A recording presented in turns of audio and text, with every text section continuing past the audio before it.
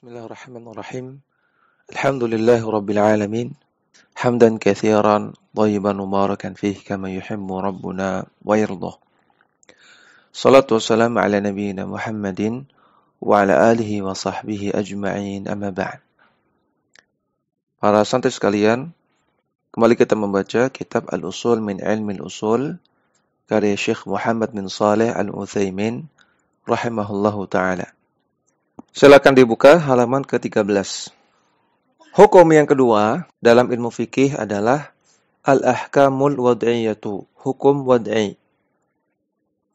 Al-ahkamul wad'iyatu ma wada'ahu asy-syari'u min amaratin li thubutin aw intifa'in aw nufudhin aw ilgha'in. Hukum wad'i adalah apa-apa yang dijadikan oleh syariat sebagai amarat, pertanda atau indikasi untuk menunjukkan thubut, sahnya suatu amalan, atau intifa, tidak sahnya suatu amalan, atau menunjukkan nufudh, dianggap terlaksananya suatu amalan, atau menunjukkan ilgha, dianggap belum terlaksananya suatu amalan. Wa minha as-sihhatu wal fasadu. Di antara hukum wad'i adalah sah dan batal. Yang pertama, fas-sahihu. Yang pertama adalah sah. Jadi as-sihhah dengan as-sahih sama ya. Artinya adalah sah. Lughatan secara bahasa artinya as-salimu minal maradi. Selamat dari penyakit. Sahih secara bahasa artinya sehat. Sehat itu selamat dari penyakit. Wastilahan secara istilah, ma tarattabat atharu fi'lihi alaihi ibadatan kana am aqdan. Sah adalah semua perbuatan yang tarattabat, memberikan atharu fi'lihi, pengaruh dari perbuatannya. Ibadatan kana am aqdan, baik perbuatan tersebut berupa ibadah atau berupa akad. Jadi sah adalah ketika suatu perbuatan itu dianggap memiliki pengaruh, dianggap ada, dianggap eksis, menghasilkan sesuatu, maka dikatakan sah. Fas-sahihu minal ibadati, definisi sah dalam ibadah adalah ma bari'at bihi adz-zimmatu. Semua bentuk amalan ibadah yang melepaskan tanggungan, sehingga tidak perlu untuk mengulang kembali ibadah tersebut.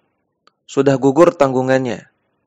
Wasaqatu bihi at-talabu, dan telah gugur tuntutannya atau kewajibannya.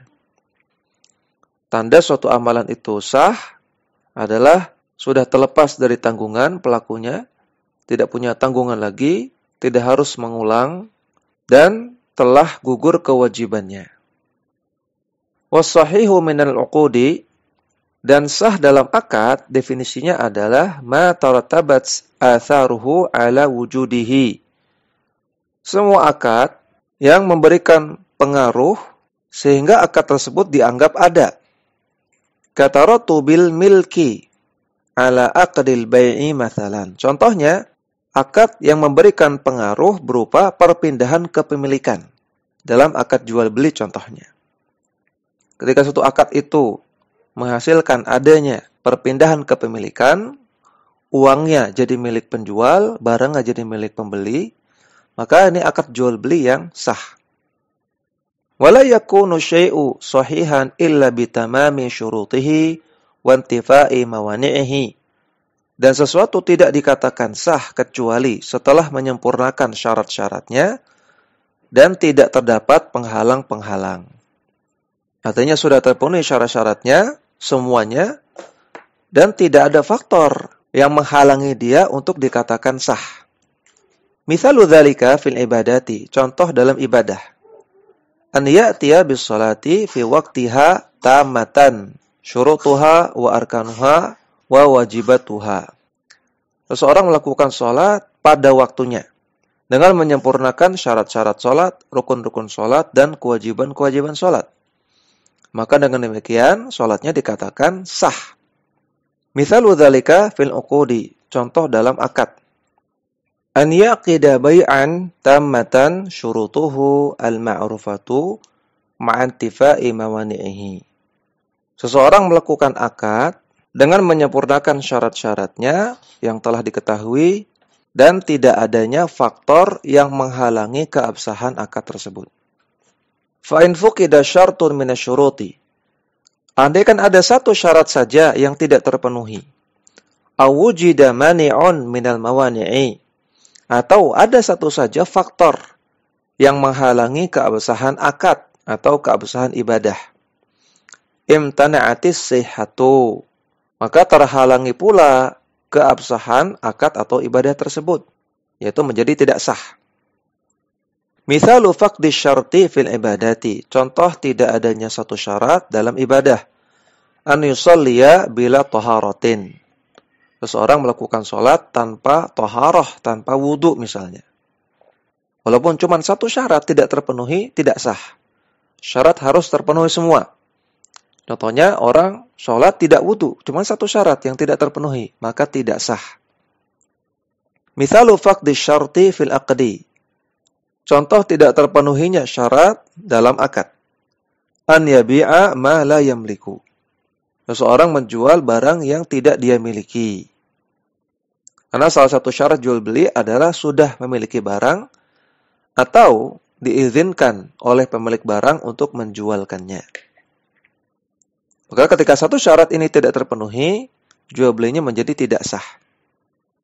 Misal wujudul mani'i fil ibadati. Contoh adanya mani'. Mani' itu faktor yang menghalangi keabsahan. Dalam hal ini keabsahan ibadah. An yatatawwa'a binaflin mutlaqin fi waqtin nahyi. Seseorang melakukan sholat sunnah dengan sholat sunnah mutlak. Naflin mutlaqin, sholat sunnah mutlak. Di waktu larangan sholat. Sholat sunnah mutlak itu sholat sunnah tanpa sebab. Itu sholat sunnah sekedar ingin mencari pahala dari sholat. Cara melakukannya adalah dengan mengerjakan sholat 2 rakaat dengan 1 tasyahud. Ini namanya sholat sunnah mutlak. Sholat sunnah mutlak boleh, tapi tidak boleh dilakukan di waktu terlarang. Ketika dilakukan di waktu terlarang, walaupun dia sudah memenuhi semua syarat dan rukun sholat, tapi di sana ada mani', ada penghalang, ada faktor yang menghalangi keabsahan sholat, sehingga sholatnya menjadi tidak sah. Jadi mani'-nya adalah dilakukan di waktu terlarang. Wa mithal wujudil mani'i fil aqdi. Contoh adanya mani', adanya faktor penghalang keabsahan dalam akad. Yaitu ayyabi'a man talzamuhu al-jum'atu syai'an. Seseorang yang dia sebenarnya wajib untuk salat Jumat, tapi dia malah menjual barang, malah jualan. Ba'da nida'iha atsani. Setelah azan yang kedua. Kalau azannya 2 kali. Ya, karena azan Jumat boleh 2 kali. Sebagaimana yang dipraktekkan oleh Khalifah Utsman Ibnu Affan radhiyallahu ta'ala anhu. Adzan yang pertama untuk mengingatkan masyarakat bahwasanya hari ini hari Jumat dan nanti ada sholat Jumat. Adzan yang kedua, adzan yang memulai sholat Jumat. Yang mana antara adzan pertama dengan adzan kedua itu jedanya jauh. Kata para ulama sekitar 1 jam. Karena adzan yang pertama fungsinya untuk mengingatkan. Sehingga setelah adzan pertama orang masih sempat untuk pulang dulu, untuk bersih-bersih, untuk mandi Jumat, untuk wudu, untuk pakai pakaian yang bagus, dan untuk pergi ke masjid. Cukup untuk melakukan itu. Maka jarak antara adzan pertama dengan adzan yang kedua itu jauh. Inilah praktek 2 adzan yang benar. Dan boleh juga adzan Jumat 1 kali, sebagaimana prakteknya Rasulullah SAW, prakteknya Abu Bakar As-Siddiq, dan juga prakteknya Umar bin Khattab radhiyallahu ta'ala anhum. Nah, kalau adzan Jumat 1 kali, maka mulai tidak boleh jualan setelah adzan pertama. Kalau adzan Jumatnya 2 kali, mulai tidak boleh jualan setelah adzan yang kedua. Bagi orang yang wajib salat Jumat. Artinya bagi orang yang tidak wajib salat Jumat, seperti wanita, seperti anak kecil, seperti musafir, maka larangan ini tidak berlaku. Ala wajhin la yubahu. Dengan bentuk jualan yang tidak diperbolehkan. Karena ada bentuk jualan yang dibolehkan. Contohnya adalah jualan yang memang dibutuhkan untuk keperluan sholat Jumat. Seperti kata para ulama, kalau adzan kedua sudah dikumandangkan, dan seseorang itu belum berwudu, dan untuk wudu harus beli airnya, atau harus bayar uang masuk ke tempat wudu, maka boleh dia melakukan itu. Ini bentuk jualan yang diperbolehkan. Karena ini untuk keperluan sholat Jumat. Ala kulli hal, di sini, andaikan seseorang yang wajib sholat Jumat, setelah sholat Jumat dimulai, dia berjualan dengan jualan yang tidak dibolehkan, walaupun syarat dan rukun jual beli telah terpenuhi, maka ini jualan yang tidak diperbolehkan dan tidak sah. Karena adanya mani', yaitu dia jualan setelah sholat Jumat dimulai. Kemudian yang kedua, wal fasidu, fasid atau batal. Fasid atau batal sebetulnya maknanya sama, namun ada sedikit perbedaan antara fasid dengan batal dalam beberapa keadaan yang nanti akan dijelaskan. Fasid atau batal lugatan secara bahasa adz-dzahibu dhaya'an wa khasaran. Orang yang pergi dalam keadaan sia-sia dan merugi. Wastilahan secara istilah, fasid artinya ma la tatarattabu atharu fi'lihi alaihi ibadatan kana am aqdan. Yaitu perbuatan atau amalan yang tidak memberikan pengaruh, tidak menghasilkan konsekuensi apa-apa. Baik amalan tersebut berupa ibadah ataupun berupa akad. Fal fasidu minal ibadati ma la tabra'u bihi adz-zimmatu. Tanda ibadah itu fasid, batal adalah ketika ibadah yang dilakukan tersebut tidak melepaskan dari tanggungan. Tanggungannya masih ada. Wala yasqutu bihi at-talabu, dan tuntutannya belum gugur. Kas-sholati qabla waqtiha, seperti orang yang melakukan sholat sebelum waktunya. Maka tanggungan untuk melakukan sholat masih ada, kewajibannya belum gugur. Sehingga sholatnya dikatakan sholat yang fasid, sholat yang batal. Wal fasidu minal uqud. Tanda akad yang fasid adalah ma la tatarattabu atharuhu alaihi. Yaitu akad-akad yang tidak memberikan pengaruh apa-apa atau tidak menghasilkan konsekuensi apa-apa. Kabai'i al-majhuli, seperti menjual barang yang majhul, yang tidak diketahui barangnya apa. Maka jual beli seperti ini tidak memberikan konsekuensi perpindahan kepemilikan dan tidak dianggap terjadi, tidak memberikan pengaruh. Wa kullu fasidin minal ibadati wal uqudi wasyuruti fa innahu muharramun. Setiap ibadah yang fasid, setiap akad yang fasid, dan juga setiap syarat yang fasid, hukumnya secara taklifi hukumnya haram. Li'anna dzalika minat ta'addi hududillahi. Karena perbuatan tersebut termasuk melanggar batasan-batasan Allah. Wattikhadhi ayatihi hiz'an, dan menjadikan ayat-ayat Allah sebagai olok-olokan. Artinya kalau dilakukan dengan sengaja, ya. Kalau ada orang sholat sengaja tidak wudu, maka ini haram hukumnya. Dan berarti menjadikan sholat sebagai olok-olokan.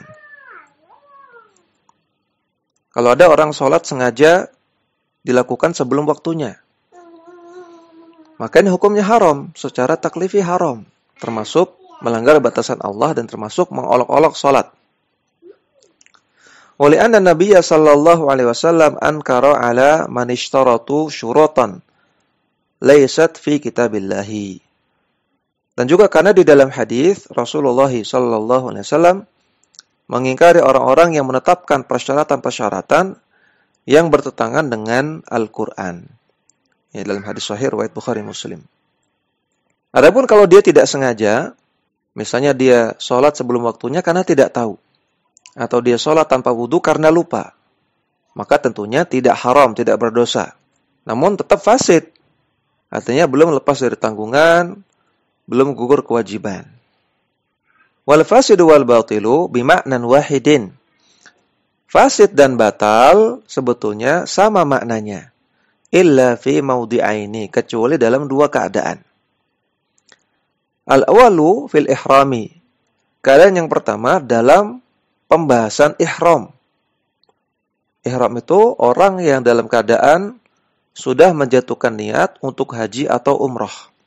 Sehingga berlaku padanya larangan-larangan ihram. Nggak boleh melakukan akad, nggak boleh cukur rambut, nggak boleh potong kuku, nggak boleh jima, dan seterusnya. Farraqu bainahuma bi anal fasida ma wata'a fihi al-muhrimu qabla tahallulil awwali. Para ulama dalam bab ihram membedakan antara fasid dengan batal. Karena kata para ulama, fasid adalah kalau seorang yang sedang ihram itu melakukan jima sebelum tahallul yang pertama. Wal batilu martadda fihi 'anil islami. Dan batal adalah kalau seorang ihram itu murtad dari Islam. Apa bedanya?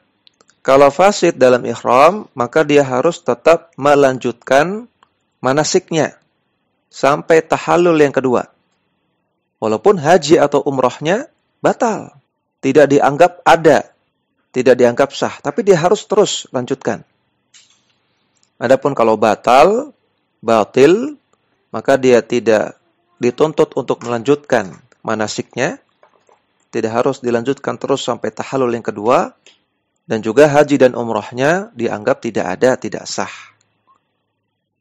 Wathani, dan kondisi yang kedua, fin nikahi, dalam bab tentang pernikahan.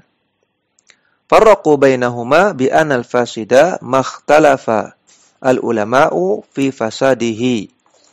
Para ulama membedakan antara fasid dengan batil, fasad dan batal dalam bab pernikahan.